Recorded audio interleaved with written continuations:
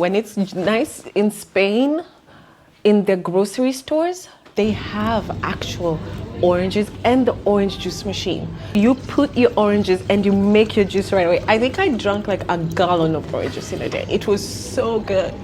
Imagine if in America we did that. We had actual fresh food in our stores. It's crazy. We look at that as a luxury now. Having fresh food is a luxury. Anyway, welcome to the Good Enough Moms podcast. I hope you've been enjoying my episodes. I'm Natasha and I'm a mom of 3. I also am a newborn care specialist, so I have a lot of parenting experience. Today, we're going to be talking about how to survive the week. What does a typical weekend look like for a good enough mom? It's okay. It's okay to be meh. It's okay. We don't have to be perfect. We don't have to have a super productive weekend. But if we can find a way to insert some things that are going to make it easier for us to have a great week, let's do it. Here are some tips. Here are some things I do. Did you know that you can order groceries for pickup? Because Instacart, which I did for some time, became so expensive, so I stopped it. Then I moved to Amazon Prime. Then Amazon Prime, you could get free groceries if it was $100 plus. Or was it $35? I think first it was $35 and then they stopped it. Then it became $100. I would just wait and then have a bigger grocery order and do that. And then after a while, that became expensive. They introduced a fee, as people tend to do. And then I moved to Target pickup or Ralph's pickup. I don't do Target pickup, first of all, I think because there's cold things they wouldn't load, if I remember correctly. But Target has rolled back all its DEI, which I know a lot of people are. But if there's any way we can let someone know that we do not like how they do business, I'm going to participate, especially if it's against Black people. I don't do Target anymore. But Ralph's pickup is so great. It's free. You get on the app. They save your card on the app. They save your past purchases and all of that. You don't even technically have to have a master shopping list. So I'll do that and I'll order the pickup to coincide with something I'm going to do. They will hold your order. So if you know you absolutely need to order by 11 a.m., don't order on the app for pickup at 11. Order for pickup at 10. That way, if they have a lot of orders, you are still one of the first. As the afternoon goes, it gets really busy and sometimes they'll be like, we can't fulfill your order today. Try to do morning ones. So maybe after if you're going to sports or to the park or whatever, then do that. If you're not going anywhere until the afternoon, still do the morning order. Your order will be one of the first. They'll hold it in ice or the fridge or something. That's one way to survive the week. Do your order for pickup, free pickup. You'll open your trunk, they'll load everything in. One way.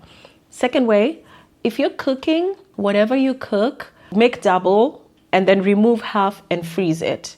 If I'm making a chili, beans, or anything like that, a stew, a beef stew, I'll put half and then half will be for a later date. So I've already cut short my cooking time for next time because I have the meal done. If I make vegetables, I'll freeze half and stuff like that. One thing I haven't started doing is labeling what I'm putting in there because sometimes I have to open a few containers to see. But hey, it's good enough. It works. Another way you can survive the week is you have laundry. A lot of us only catch up on folding laundry and stuff during the weekend because weekdays are so busy. Put it on your couch and watch TV while you're doing it. So watch a movie. I usually sometimes will watch NBA games and then you won't even notice because I hate folding laundry. Oh my God, I don't even know. I need some other way of doing laundry. This is what AI should be doing. AI should be putting our laundry away. Those are the things I need help with. Doing dishes, putting laundry away would be great. Yes, figure out how you can do laundry without having to really focus on it. That's gonna help.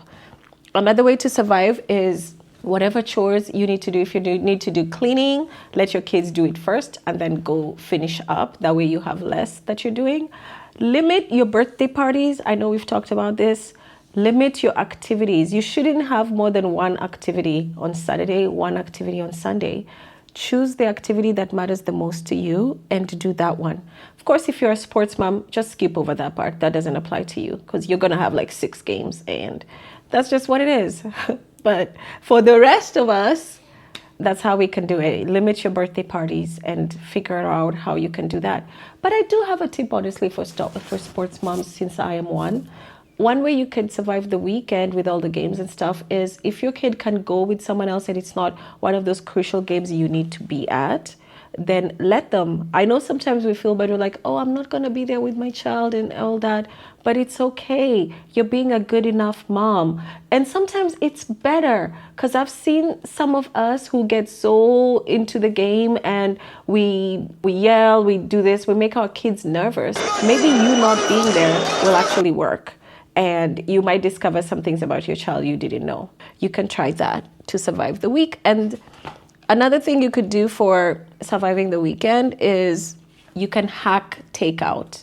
Takeout is so expensive, but if you're doing a drive-through and you don't get drinks because you're going to eat in the house anyway and you have juice at home and water, whatever, you save so much. And you also save yourself the stress of seeing all those half-drunk $5 sodas and whatever that your kids won't even finish. You can do that. Another way is if there's something on your way home, a restaurant, instead of Postmating, because the fees get crazy, instead of Postmating, pick it up on your way home. You can call the restaurant. They actually prefer that because then they don't have to pay the fees to Postmates and Uber Eats and all those places. My favorite Indian spot, I call, I give them the order, and then I pick it up on my way home. That way, I don't have the extra fees and I can get takeout more. Another way is if you're ordering rice and curry, rice and maybe, I don't know, barbecue chicken or whatever, make the rice at home and then get the rest. So mix and match it. I know people love Costco. Costco has great rotisserie chicken. So you could get the rotisserie chicken from Costco and then make the pasta and the vegetables at home. You're doing less work. You're not spending much, so you can do it more. That's another way you can survive the week. Sorry, you guys know by now that I always check my notes because I don't have the time to remember a script. And this is not the perfect script podcast. This is the good enough podcast. That's what it is. One other thing I can say is when you do activities over the weekend with your kids, don't participate too much. Like if you go into the park, let your kid go up the apparatus by themselves. There's a sign there anyway that says no kids over 12 years old. So you are definitely over 12 years old. Why are you up there? Just trust your child. This is different if your child is like a year old and there's bigger kids who are running, because some kids have no consideration of others. And so if your kid is next to one of those, you might need to kind of look, but sit down. You don't have to follow your child around the park. You don't have to play with your child. Give them space and let another kid approach them. If you have a shy kid, there will be an extroverted kid who will approach your kid to play with them. If you have an extroverted kid, you should have sat down as soon as you got to the park because they are okay. They'll tell you, I'm bored, or I don't know what to do, or I'm shy, I'm afraid. Let them figure it out. They feel so much better when they figure it out and you didn't have to be a part of it. And sometimes I think I was listening to, was it Mel Robbins? Somebody who's known for giving advice. And they were saying that sometimes we as parents, we end up helping our kids to boost our own ego. And in that way, where we're boosting our own ego, we are reducing their self-confidence. I think it was Dr. Amen, who I just love. I was listening and he was talking about being bored. And he was like, let's hear more kids saying, I'm bored. And the answer he said you should say when your kid says, I'm bored is, oh, what are you going to do about it? And be quiet. So that they can figure it out. We don't need to help them with, well, go do this, go do this. Give them ideas. Just, oh, what are you going to do about it? And don't let them ask to play with you.